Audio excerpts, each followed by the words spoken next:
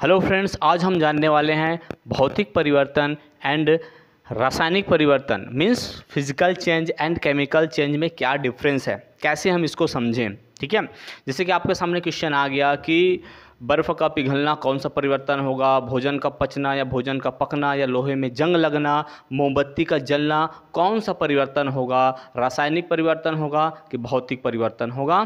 तो ये ढेर सारे कुछ भी क्वेश्चन आ सकते हैं, तो आपको कैसे याद रखने हैं। तो आपको इन चीज़ों को रटने की ज़रूरत नहीं है, केवल कॉन्सेप्ट आपका क्लियर होना चाहिए। तो चलिए इसको समझते हैं। तो फिजिकल चेंज केमिकल चेंज को कैसे समझें, तो आइए इसको समझते हैं। तो देखो, जो भौतिक परिवर्तन होता है ना, उसमें कोई नया पदार्थ नहीं बनता, उसमें कोई नया पदार्थ नहीं बनता, पहली चीज़ आप ये याद रखेंगे। ठीक है, और जो रासायनिक परिवर्तन होता है उसमें नया पदार्थ बनता है, कोई न्यू सब्सटेंस बनेगा। ठीक, उसी प्रकार से जो भौतिक परिवर्तन होता है वो एक प्रकार का उत्क्रमणीय अभिक्रिया होती है। उत्क्रमणीय अभिक्रिया कहने का मतलब क्या कि ये रिवर्सिबल अभिक्रिया होती है। जैसे कि मान लीजिए ए से क्या बना, बी बना, फिर बी से हम ए बना सकते हैं। तो एक प्रकार से दोनों तरफ से वो रिएक्शन होती है। बट इसमें क्या होता है, अनुत्क्रमणीय अभिक्रिया में ए से बी बना और बी से ए आप नहीं बना सकते। ये एक दिशी होती है एक प्रकार से। ठीक है, कहने का मतलब एक प्रकार से परमानेंट चेंज होता है, और ये क्या होती है, टेम्पररी चेंज होती है। आइए मैं इसको एक एग्जांपल के द्वारा आपको समझाता हूँ दोनों कॉन्सेप्ट को। ठीक है, जैसे कि देखो, हमारे सामने एक आइस है, बर्फ़ है। ठीक है, अब बर्फ़ को क्या किया गया, पिघलाया गया, मतलब उसको हीट दिया गया, ऊर्जा दिया गया, तो वो किस में कन्वर्ट हो गया, लिक्विड में कन्वर्ट हो गया। ठीक है, वो द्रव रूप में कन्वर्ट हो गया। और आप जब इसको और हीट दोगे तब वो किस में कन्वर्ट हो जाएगा, तब वो किस में कन्वर्ट हो जाएगा भाई साहब, गैस में। तो आप देख रहे हैं यहाँ पे आइस है जो कि सॉलिड स्टेट है, लिक्विड है और गैस है। ठीक है, तो आइस का फार्मूला क्या होगा, तो सर H2O होगा। लिक्विड का फार्मूला क्या होगा, H2O, और गैस फॉर्म में वो भी क्या होगा, H2O ही होगा। केवल उसका अवस्था परिवर्तन हुआ है, स्टेट चेंज हुआ है, सॉलिड से लिक्विड, लिक्विड से गैस। इसमें कोई नया पदार्थ बना है क्या, नहीं बना है, कोई नया पदार्थ नहीं बना है, सभी में फार्मूला H2O ही है, केवल उसका स्टेट बदल गया, अवस्था बदल गया ऊर्जा देने के कारण।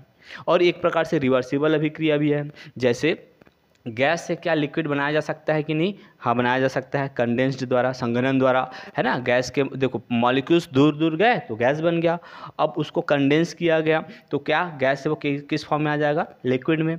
उसी प्रकार से लिक्विड जो पानी है उसको आप क्या करो, जमा दो फ्रिज में, तो वो किस फॉर्म में आ जाएगा, आइस फॉर्म में आ जाएगा। तो एक प्रकार से रिवर्सिबल है, दोनों तरफ से हो सकती है। तो ये कौन सा चेंज होगा, फिजिकल चेंज होगा। ठीक है, तो नया पदार्थ बना क्या, इसमें नहीं बना, कोई नया पदार्थ नहीं बना, H2O है। ठीक है, और ये क्या है, एक प्रकार का उत्क्रमणीय अभिक्रिया है जो दोनों दिशाओं से हो सकती है ना। टेम्पररी चेंज है, कुछ टाइम बाद इसको ऐसे में चेंज किया जा सकता है, लिक्विड से गैस, गैस से लिक्विड।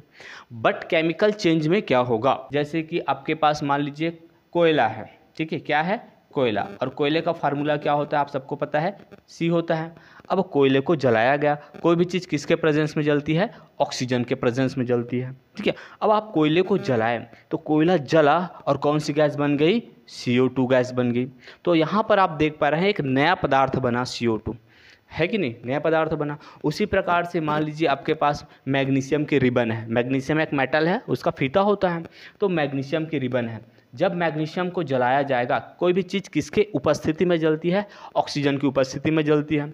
तो मैग्नीशियम जब जला तब क्या बनाएगा, मैग्नीशियम के ऑक्साइड बनेंगे।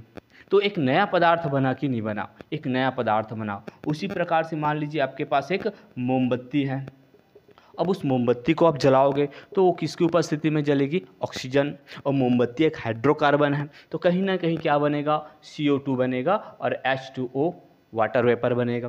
तो इस प्रकार से एक नया सब्सटेंस बन रहा है। तो जब कोई भी चीज़ जिससे वो जब वो अभिक्रिया करे और कोई नया चीज़ बने तो वो क्या होगी, वो एक रासायनिक परिवर्तन के अंतर्गत आएगा, तो नया पदार्थ बना।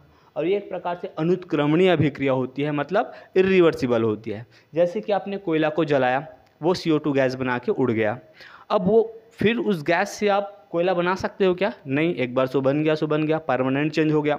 मैग्नीशियम को जलाने से मैग्नीशियम के पाउडर बन जाएंगे, मैग्नीशियम जलेगा, राख बचेगा उसका, ठीक है। और फिर उस राख से आप मैग्नीशियम, मैं बोलूँगा मैग्नीशियम बनाओ, तो नहीं बना पाओगे।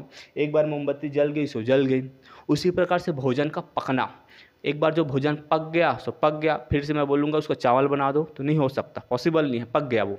उसी प्रकार से भोजन का पचना, जो हम खाते हैं फूड, वो भोजन पचता है, तो पच गया सो पच गया, और फिर से वो भोजन सॉलिड फॉर्म में नहीं आ पाएगा। तो इस प्रकार से कुछ चीज़ें हैं जो अनुत्क्रमणीय, इरिवर्सिबल होती है, और जिसमें कोई नया पदार्थ बनता है, वो क्या होगा आपका केमिकल चेंज के अंतर्गत आएगा, रासायनिक परिवर्तन के अंतर्गत आएगा। और जिसमें कोई नया पदार्थ नहीं बनता, और जो जो दोनों दिशाओं में हो सकती है ना, जो दोनों दिशाओं मतलब उत्क्रमणीय, जो एक प्रकार से परमानेंट चेंज नहीं होता है ना, जिसको आप बदल सकते हो, वो किसके अंतर्गत आएगा? फिजिकल चेंज के अंतर्गत आएगा।